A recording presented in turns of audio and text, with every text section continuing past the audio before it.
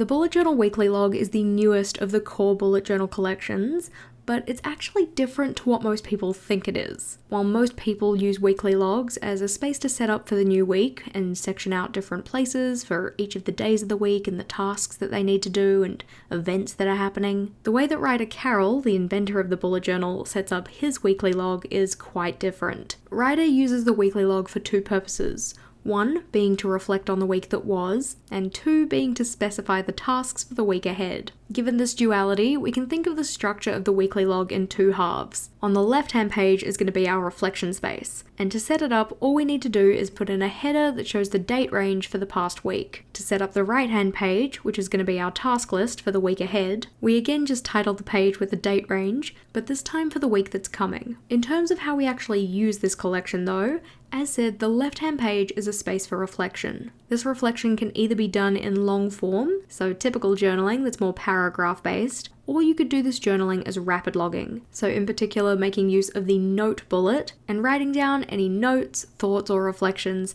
as concise bulleted points. This is done as part of the weekly migration process, which we do have a separate video on. That one's linked in the description box below. In terms of populating the right-hand page though, as said, this is a task list for the week ahead, and we want to make sure that we're just populating this with any tasks that we have for that week in particular. If we have any tasks that fall outside of that week, whether they be for this month or for future dates, those can either go in the monthly log task list, or if they're for a specific date that's further out than this month, they can go in the future log. As said, most people are doing weekly logs that are more akin to a weekly schedule, with spaces for each of the days of the week to schedule out what tasks they're going to be doing on which days. If you were looking for inspiration on that style of weekly log, then we do have a full playlist with a bunch of ideas for you. Or if you're tossing up between using weekly logs, daily logs, or both, then the video at the bottom is the one to check out. Click or tap on either of those and I'll see you over there.